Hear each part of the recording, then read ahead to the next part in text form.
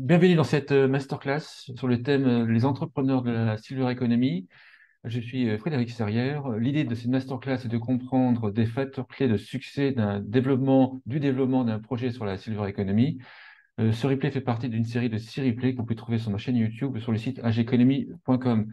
Aujourd'hui, en partenariat avec la CCI Réunion, nous allons parler de la solution SAPI qui a gagné le premier prix lors de la journée Silver Economy qui était organisée par la CCI Réunion en avril 2023. Avant cela, une introduction par la CCI Réunion avec Wilfried Singheni. Bonjour Wilfried, à toi la parole. Bonjour Frédéric, donc bonjour à tous les participants. Donc effectivement, la Chambre de commerce, donc dans un souci de développement des filières, avait organisé en mars de cette année le challenge, enfin une journée Silver Economy où on avait mis en place un challenge qui était avait pour but de mettre en valeur un petit peu les entreprises qui contribuent de manière significative à l'amélioration de la qualité de vie de nos aînés. Et SAPI, donc, qui a été le gagnant du challenge, donc parmi une dizaine d'entreprises et de projets concurrentes que nous avions reçus. Donc, il a été le gagnant. Donc, son application s'est distinguée auprès du jury. Donc, je pense de par son innovation, puisqu'il participait un petit peu à la promotion du secteur du service à la personne, qui est pourvoyeur d'emploi à La Réunion. Et comme on disait tout à l'heure, qui facilitait un petit peu la main de vivre de nos aînés, le bien vieillir. Et on a voulu féliciter et récompenser du coup son dévouement sur ce secteur d'activité. Donc, sans plus attendre, peut-être passer la parole à Monsieur Pongérand. Voilà, donc pour parler de SAPI, nous sommes avec son fondateur, Vincent Congérard. Bonjour Vincent. Bonjour Frédéric, bonjour à tous. Peut-être vous présenter si vous le souhaitez, je pense que votre parcours est intéressant, et après on présente SAPI. Oui, très bien. Alors moi je m'appelle Vincent Pongérard, donc je suis le cofondateur de SAPI et de formation, je suis médecin généraliste et donc c'est mon parcours est très orienté santé. Mon parcours à moi est celui de mon associé qui est aussi le cofondateur et on a vraiment axé notre solution à la fois dans le cadre du service à la personne, mais également avec une volonté d'y intégrer des solutions santé qui constituent le cœur d'innovation de ce qu'on propose.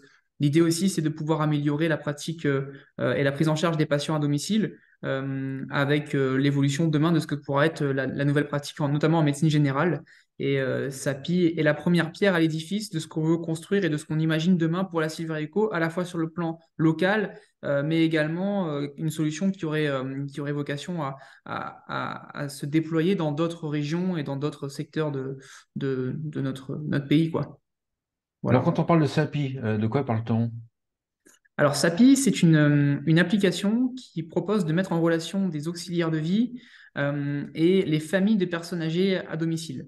Lorsque je suis proche aidant d'une personne âgée en situation de dépendance, si je veux que mon proche reste chez lui, n'aille pas en EHPAD ou ne soit pas hospitalisé, j'ai besoin de soutien et d'accompagnement par un professionnel de premier recours. Et ces professionnels, ce sont les auxiliaires de vie. Les auxiliaires de vie, elles délivrent des prestations de confort et d'accompagnement, l'aide au lever, l'aide au coucher, la confection des repas, l'entretien du cadre de vie, les courses, la compagnie, la stimulation cognitive.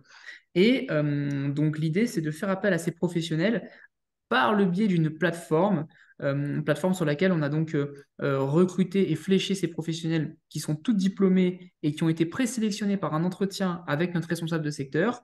Et l'idée, c'est de pouvoir sélectionner le profil qui correspond à la demande de mon proche. On a conçu l'application et l'outil comme un matching aussi sur mesure. L'auxiliaire de vie, elle est sélectionnée aussi en fonction de ses compétences spécifiques. Par exemple, une auxiliaire de vie qui fait bien la cuisine, on va mettre en lien avec une famille qui a des besoins pour un proche qui a besoin, par exemple, de s'alimenter pour stimuler un petit peu la nutrition. Une auxiliaire de vie qui aime bien les jeux de société, ce sera en face d'un proche qui aura besoin de stimulation cognitive. Donc c'est un matching qui est à la fois en termes de bien sûr de planning et de besoins précis et factuels pour la famille, mais également en termes d'interaction on voit ça comme une expérience, notre mise en relation. En voilà en gros. Et l'apport santé, c'est l'auxiliaire de vie sur le terrain nous permet de remonter des données santé dans la prise en charge de son bénéficiaire. C'est une professionnelle qui connaît par cœur la personne qu'elle accompagne et les données santé de terrain qu'elle recueille sont remontées via l'application par des alertes via notre équipe qui nous permettent de repérer et de prévenir quand une personne âgée qui est prise en charge en domicile va probablement présenter un phénomène de décompensation, c'est-à-dire un phénomène de dégradation de son état de santé. Notre démarche est une démarche de médecine préventive et l'idée, c'est de repérer et de prévenir le problème avant qu'il intervienne et avant que la personne soit hospitalisée ou puisse rentrer en institution. Voilà. Les auxiliaires de vie qui sont sur SAPI sont indépendantes ou elles peuvent être salariées également? Alors nous, on est une structure mandataire, c'est-à-dire que nos auxiliaires de vie sont salariés, non pas de SAPI, mais du coup de la famille. Donc on fait le D'accord. lien et la mise en relation entre la famille et l'auxiliaire de vie. On fait toutes les formalités administratives et ensuite on passe par le CESU, le bénéficiaire, et alors le particulier employeur de l'auxiliaire de vie et l'auxiliaire de vie et sa salariée. Et nous, on s'occupe de la gestion, de la sélection, de la confection du planning et de toutes les formalités administratives. Sur l'île de la Réunion, juste qu'on se concerne, on peut estimer à combien de personnes qui sont auxiliaires de vie, combien d'aidants? Vous avez des chiffres qu'on cale un Sur, peu sur la métropole? Sur les chiffres précis en termes de personnes qui auxiliaires de vie, j'ai pas la donnée précise, ni en termes d'aidants. Par contre, j'ai des chiffres très précis avec les chiffres de l'INSEE concernant le vieillissement de la population et les problématiques de structure de prise en charge. Actuellement, il y a 48 000 personnes âgées de plus de 75 ans à La Réunion et il y a 1500 places dans les EHPAD. Et donc, l'idée, c'est vraiment de prendre le virage domiciliaire pour pouvoir répondre à cette demande qui va être grandissante. Et on n'a pas les chiffres parce que c'est un petit peu compliqué, parce qu'il y a un paradoxe entre l'offre et la demande. On a besoin d'auxiliaires de vie, mais comme c'est un métier qui est dur, qui est peu valorisé, qui est peu reconnu, il y a une crise des vocations. Donc, il y a une espèce de gap, ça se voit dans les centres de formation. Par exemple, il y a 12 places dans les centres de formation et il n'y a que 8 places pourvues. C'est-à-dire que le métier souffre réellement de ce défaut en fait, d'attractivité qui, nous, avec notre solution, qu'on gomme avec notre solution, ça fait partie vraiment d'une des valeurs de SAPI. Et donc, on est en lien avec les organismes de formation. On souhaite valoriser la profession pour pouvoir répondre à la demande grandissante. Et demain, ça va être en 2050, il y aura 250 000 personnes âgées sur notre île, c'est-à-dire un quart de la population. C'est énorme. C'est une population qui est vieillissante et qui vieillit aussi en moins bonne santé. Parce qu'à La Réunion, on est plus soumis aux pathologies cardiovasculaires, le diabète, le cholestérol, l'hypertension. Donc, ce sont des gens qui rentrent plus rapidement en dépendance. Et donc, il y a une certaine paradoxe entre l'offre et la demande. Il y a une carence pour le moment de professionnels par ce défaut d'attractivité de la profession. Le fait d'élargir le métier, notamment en leur permettant de faire des remontées d'informations sur la santé, par exemple, est-ce que ça participe à revaloriser le métier? Alors, oui, parce que en fait, la problématique de valorisation des auxiliaires de vie, c'est qu'elles sont souvent confondues avec des aides ménagères, C'est ça.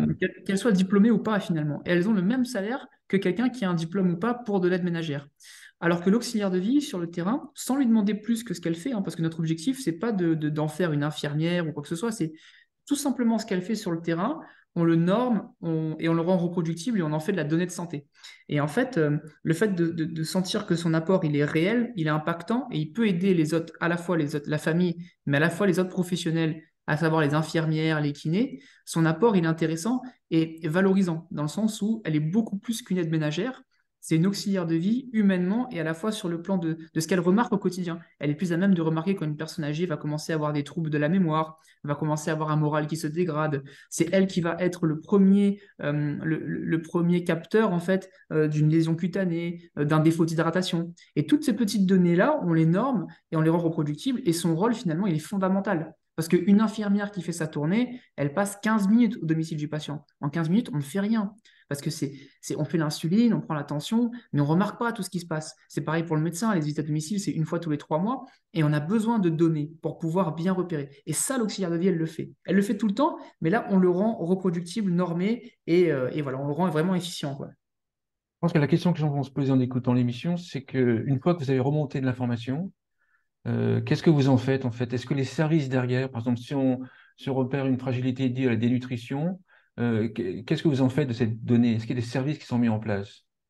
Tout à fait. Alors, les services remontent à notre équipe et notamment sous mon contrôle parce que je suis du coup le médecin en charge de la gestion des données de santé. Notre application, elle est normée HDS, c'est-à-dire qu'on peut faire circuler des données de santé sur notre application.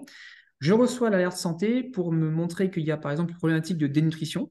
À ce moment-là, je me mets en lien avec la famille. Je propose à la famille de me mettre en lien avec l'équipe soignante. Donc, j'appelle le médecin, j'appelle l'infirmière et je dis, écoutez, ben là, peut-être qu'il y a une problématique de dénutrition. Qu'est-ce qu'on peut mettre en place? Je propose des solutions. Est-ce que c'est une personne qui sera éligible à la livraison de repas? Est-ce qu'il y a besoin de mettre une auxiliaire de vie pour mettre les heures aussi le midi pour faire la confection des repas? Est-ce que finalement il y a besoin de compléments alimentaires? Donc dans ces cas-là, je propose à mon confrère, est-ce que ce serait intéressant de mettre en place des compléments alimentaires? Et le lien se fait par ce biais-là en fait. Et pour toutes les problématiques, pour une problématique de chute, c'est pareil, j'ai l'alerte chute. Je propose à mon confrère de mettre de la kiné, je propose à la famille de faire de la téléassistance, de mettre en place des barres de relevé d'appui dans les toilettes, dans la salle de bain.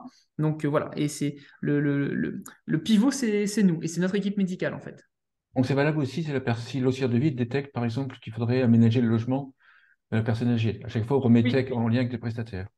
oui, tout à fait. On propose des prestataires et en fait, la problématique de logement, c'est nous qui la faisons directement parce qu'en fait, quand on fait rentrer une auxiliaire de vie et quand on la met en lien avec quelqu'un, c'est pas juste du lien comme sur Blablacar ou on va au domicile, hein, on fait les présentations physiques. Et pendant D'accord. cette étape de présentation où on fait les papiers, on fait une évaluation du domicile. Et là, l'évaluation, il y a une part ergothérapeute où là, nous, on fait le tour, on regarde les tapis, on regarde les tables, on regarde l'installation électrique, on regarde le frigidaire, on regarde les animaux, on regarde la salle de bain, on regarde les escaliers, les marches, les facteurs de chute.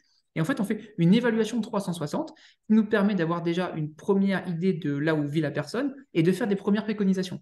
Et ensuite, l'auxiliaire de vie, elle vient greffer un petit peu les alertes de santé inhérentes à cet environnement dans lequel vit la personne. Et vous arrivez à proposer ces services, l'ensemble des services sur l'ensemble du territoire de La Réunion, c'est en fait comme de Saint-Pierre jusqu'à par exemple, un village qui est plus éloigné, c'est les mêmes services qui sont proposés, ou c'est plus Oui, difficile quand c'est éloigné, par exemple. C'est ça ma question, en fait. alors, oui, je pense que pour des endroits très isolés comme Sillaos, par exemple, ça peut être un petit peu. Mais on couvre toute l'île. Notre système D'accord. est fait pour qu'on couvre toute l'île. Il y a des endroits où on a moins d'auxiliaires de vie, par exemple l'Est, mais on a des demandes d'inscription quotidiennes sur notre plateforme. Là, actuellement, on recense 100 auxiliaires de vie, mais je pense que le mois dernier, il y a eu 50 demandes d'inscription sur notre plateforme et on a fait plus de 250 entretiens. Et on arrive à répondre à une demande assez facilement parce que les auxiliaires de vie ont compris le message, compris la valorisation et finalement elles sont contentes de travailler avec nous. Elles ont des conditions de travail qui sont mieux, à la fois sur le plan humain avec cette histoire de revalorisation, mais également financier.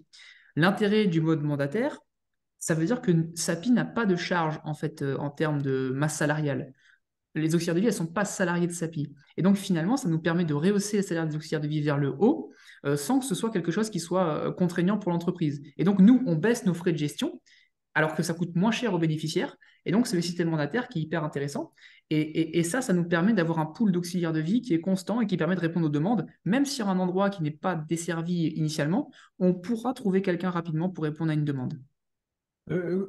Comment est-ce qu'on fait connaître une application, enfin un service comme SAPI auprès des familles? Parce que j'imagine que c'est les familles qui font appel à SAPI, puisque c'est numérisé quelque part. Donc je pense que c'est les enfants qui font connaître, enfin qui utilisent SAPI, sachant qu'en plus il y a une partie des enfants qui ne s'estiment pas aidants, donc, oui, donc c'est un peu compliqué. Comment est-ce qu'on fait connaître une application comme celle-ci? Alors, ça, comment dirais-je, nous, c'est une startup, ça fait vraiment pas longtemps qu'on existe, hein, ça fait 1 an et demi, et c'est vrai qu'on se rend compte qu'il y a des acteurs qui sont déjà en place, qui sont déjà bien en place et qui ont plus pignon sur rue parce qu'ils ont voilà, beaucoup plus de moyens en termes de communication, en termes d'affichage, de marketing, que nous, on n'a pas pour le moment. On est encore tout récent. Donc, on se fait connaître, Mais ils ne font nous. pas le même métier, c'est plus, j'imagine, des associations, enfin des prestataires locaux. C'est des prestataires locaux, mais Ouais, c'est du pas le coup, même qui est quand métier. même Enfin, En fait, eux, on se fait connaître à La Réunion auprès des familles avec des campagnes de publicité type affiche 4x3, type hmm. message radio, message télé. Et nous, pour le moment, c'est vrai qu'on n'est pas axé sur ce mode de communication-là. On est sur un mode de communication où on est très présent sur les réseaux sociaux. C'est là où il y a majoritairement les auxiliaires de vie. On a vraiment créé une communauté d'auxiliaires de vie qui est énorme.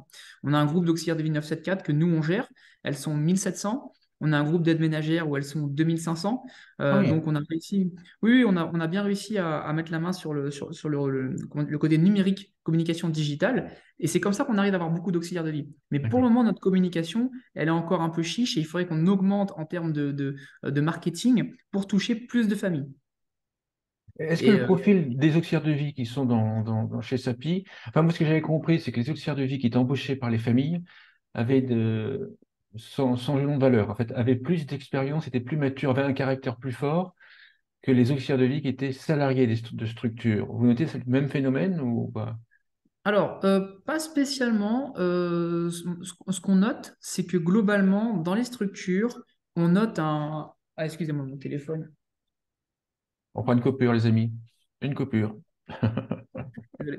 On note on note chez les auxiliaires de vie qui sont salariés des structures classiques, on note par le problème de valorisation, on note un défaut d'attractivité et on note globalement un ras-le-bol en fait. C'est-à-dire elles se sentent un peu exploitées et mal payées. Et l'auxiliaire de vie dans les structures, ces grosses structures qui sont à La Réunion, elles ont entre 1000 et 900 employés. Et elles sont considérées plus comme une variable d'ajustement. Le but, c'est d'avoir un planning C'est et ça, oui, de combler un planning. bien Et sûr. même si l'auxiliaire de vie doit faire beaucoup de kilomètres, on doit à tout prix répondre à la demande. Et nous, ça ne fonctionne pas comme ça. En mode mandataire avec les familles, on privilégie donc l'auxiliaire de vie, c'est elle qui choisit quand elle travaille. Et le mode mandataire est intéressant dans le sens où il y a un lien qui se crée et il y a beaucoup moins de turnover. Dans les organismes classiques en mode prestataire, les auxiliaires de vie changent tout le temps en fait. Et ça D'accord. déstabilise la famille, le gramoun. Alors qu'en mode mandataire, comment on fonctionne, ça favorise la création de liens. La création de liens entre la famille et même l'auxiliaire de vie, c'est pas rare et c'est même très fréquent, devient un membre à part entière de la famille. Et en fait, il y a un lien très très fort qui se crée à ce niveau-là et ça favorise la relation d'accompagnement, ça favorise tout ça. Et donc, c'est ça qu'on note surtout. Et nous, chez nous, elles sont diplômées, on les recueille un petit peu comme ça, parce qu'on est vraiment sur le côté où on veut faire un service assez qualitatif. Donc voilà ce qu'on propose. J'imagine que pour la remontée, bon, j'ai plein d'informations, plein de questions comme d'habitude, hein. Pour la remontée d'informations, enfin de données, j'imagine que vous les formez parce que détecter un début de dénutrition, détecter une fragilité, je veux dire, il faut une formation que toutes les auxiliaires de vie n'ont pas forcément à la base. Alors, pas forcément, parce qu'en Pas fait, forcément. le but de notre grille d'évaluation, alors cette grille d'évaluation, elle est issue de la recherche. On a eu une collaboration avec un laboratoire pendant notre incubation.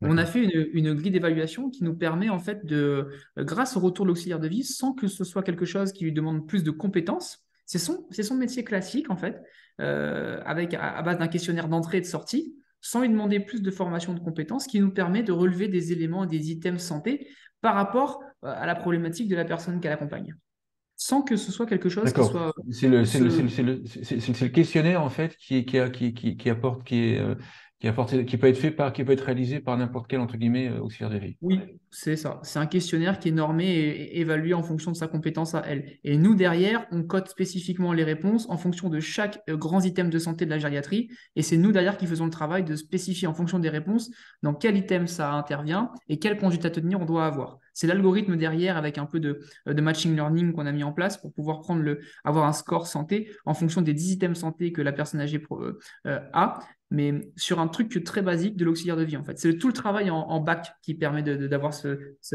résultat-là. Euh, Dans l'écosystème, est-ce que vous travaillez des prescripteurs, des acteurs qui euh, vous amènent en fait des familles? Comment Alors, ça? on est en Pas lien, encore. J'imagine que ça va arriver ou si c'est pas déjà arrivé, quoi. ça va arriver, on espère, on est en lien avec les CCAS Mm. qui trouvent notre solution très intéressante et à qui on propose aussi d'autres types de solutions, notamment des outils de diagnostic pour leur commune. Notre grille, elle peut être intéressante pour, par exemple, faire des diagnostics quartier par quartier des problématiques de santé des administrés pour pouvoir mettre en place des solutions spécifiques en fonction des problématiques de santé.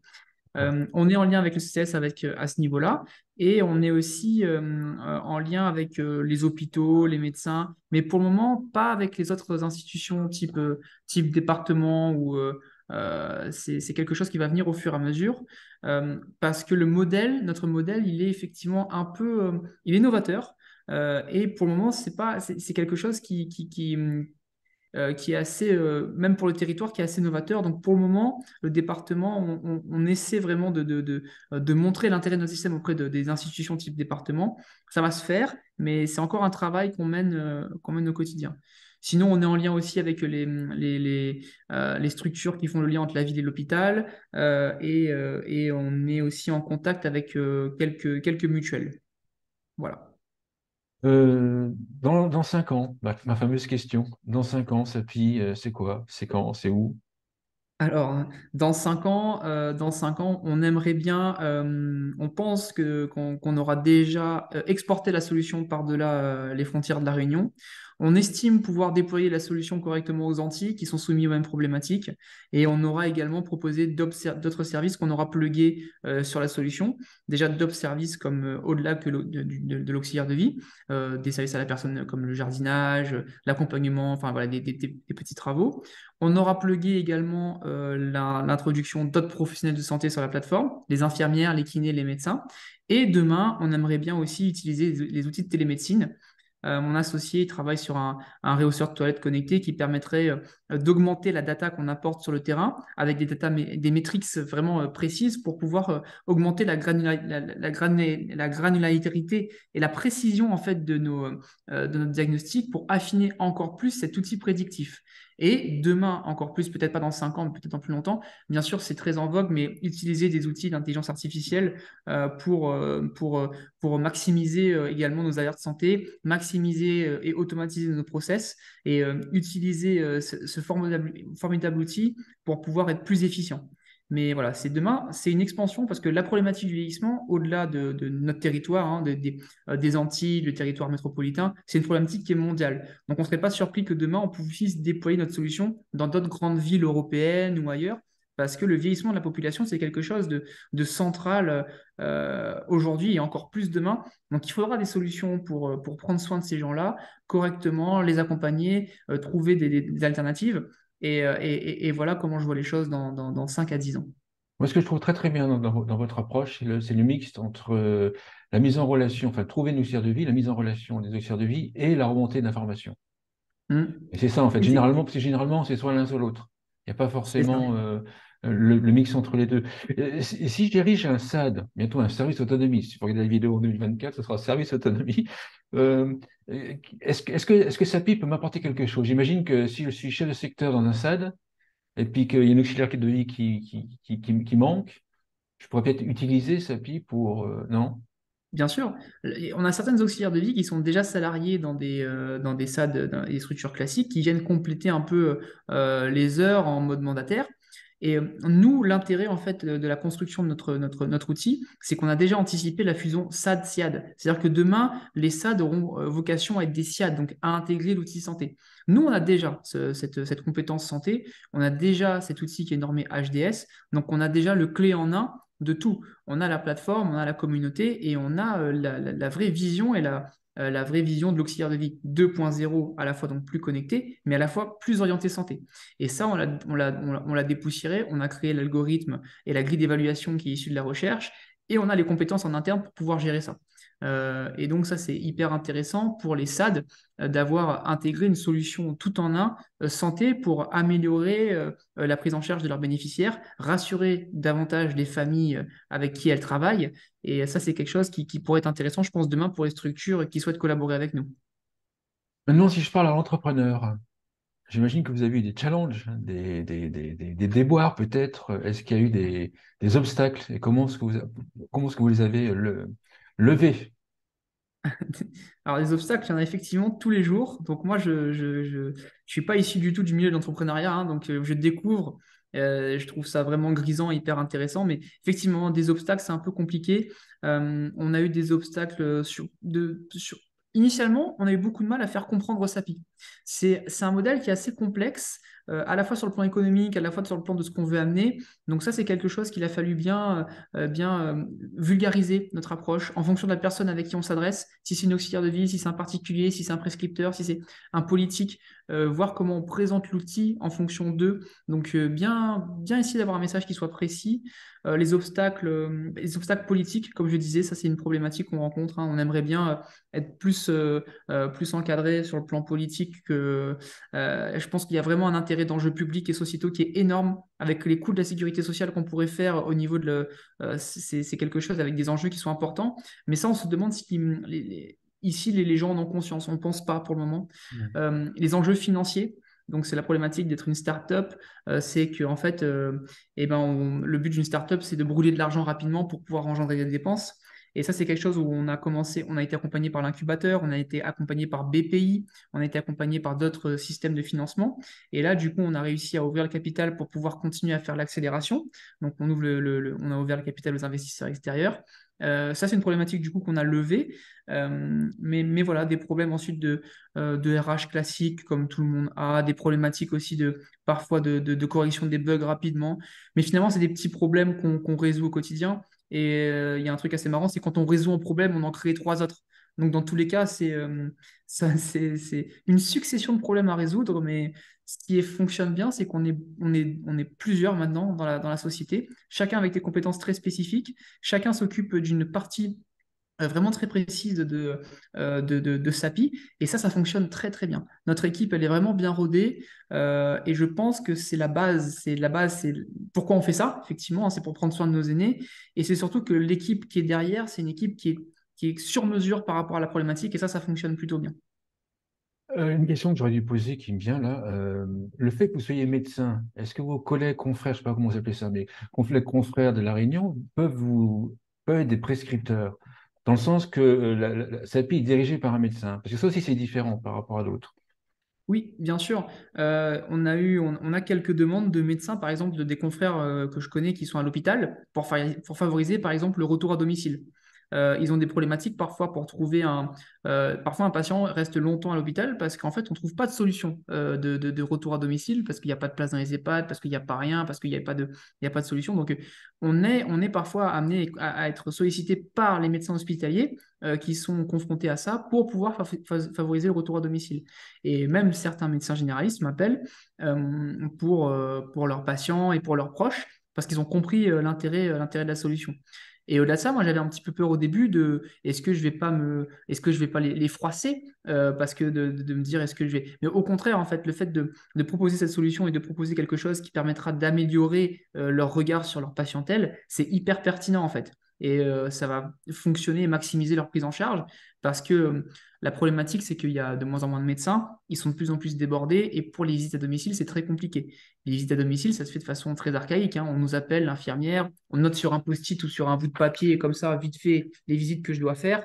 Et en fait, voilà, il n'y a pas de. Nous, notre idée, c'est d'en faire un dashboard avec des éléments précis des patients qui sont à domicile, savoir quand est-ce que je dois cibler ma visite en fonction des problèmes que me fait remonter l'auxiliaire de vie. Et ça, c'est quelque chose qui pourra faciliter leur pratique demain. Et voilà, donc les médecins sont prescripteurs, effectivement. Ça, c'est un avantage. Euh, un ou deux conseils que vous donneriez à un entrepreneur qui lance un produit ou un service à destination des seniors, des Gramoun. Des Gramoun. Les Gramoun, c'est le terme Oui, réunionnais pour dire personnes âgées. Pour dire Grand Moon, c'est les personnes qui sont sages. on dit Euh, Gramoun ou Grand Moon? Bon, en fait, Les je pense deux? que Grand Moon, c'est une Gramoun. contraction de Grand Moon. Donc, à mon avis, D'accord, c'est ça, si je fais un petit peu d'accord, d'étymologie. Et d'accord. alors, ce que je dirais déjà pour se lancer en tant qu'entrepreneur, globalement, c'est y aller, ne pas avoir peur. Ça, c'est la première chose basique. Moi, je trouve intéressant de s'associer avec quelqu'un, de travailler avec quelqu'un, parce que en équipe, c'est vraiment. Tout seul, c'est difficile quand même, hein. Je pense pas que tout seul, j'aurais pu. Et dans le domaine de la silver economy, ben, lancez-vous, parce que, en fait, j'avais entendu cette phrase au tout début de SAPI, j'avais vu quelqu'un qui a dit, je ne connais pas un secteur demain qui ne sera pas impacté par la silver economy. Donc, quel que soit l'endroit où on pose son regard, demain, notre mode de consommation va changer parce que notre société va changer. Il y aura un profond bouleversement. Et même en termes d'activité, en termes de loisirs, en termes d'alimentation, il y a tellement de choses à faire. Le champ des possibles, il est presque infini en fait. Et il faut juste trouver le bon levier, le bon endroit, y croire. et foncer et surtout garder en tête les convictions, répondre à une vraie problématique et ne pas faire le cheminement inverse, c'est-à-dire proposer la solution et remonter pour créer le problème en fait. Il y a un problème et on crée la solution en fonction d'eux. On ne fait pas le cheminement inverse et voilà, c'est ce que je dis. Mais je pense qu'il y a du travail à faire et qu'il y aurait vraiment il y a de la place pour tout le monde. Et c'est intéressant. Super, merci, merci. Damien, Nani, tu veux faire une conclusion? J'avais une question, non? Ah, une Alors, question, d'accord, ok, bah, une question. Peut-être te présenter quand même pour ceux non, qui nous non, je écoutent. suis tout à fait d'accord avec Vincent. Et c'est comme à chaque fois on le répète, nous, au niveau de la Chambre de commerce, la silver economy est un marché qui concerne tous les secteurs d'activité. Et en effet, il n'y a pas un secteur d'activité qui ne sera pas concerné par la silver economy. On peut essayer de le prendre des heures et des heures pour le chercher. Tous les secteurs d'activité sont concernés. Et nous, c'est justement le message qu'on souhaite faire passer et qu'on puisse accompagner ces entreprises aujourd'hui qui positionnées sur un marché de tout public d'une tranche d'âge bien spécifique vers un marché silver economy pour qu'ils puissent au moins proposer dans leur offre une offre spécifique aux seniors parce que le marché les amènera forcément à un certain moment à proposer une offre pour les seniors. Donc, nous, la Chambre de commerce, on sensibilise et on accompagne ces chefs d'entreprise vers cette transition réelle, transition démographique de leur stratégie. Super, merci, merci, Damien, Nani. En fait, je rappelle que, enfin, précision que tu travailles pour la CCI. Moi, je pense qu'ils ont compris, mais je voulais quand même le dire. Merci, Damien. Et Merci, Vincent. Vincent Pongérard, je rappelle que tu es cofondateur de SAPI. Merci beaucoup. Et merci à la CCI pour ce partenariat. Merci. merci Frédéric.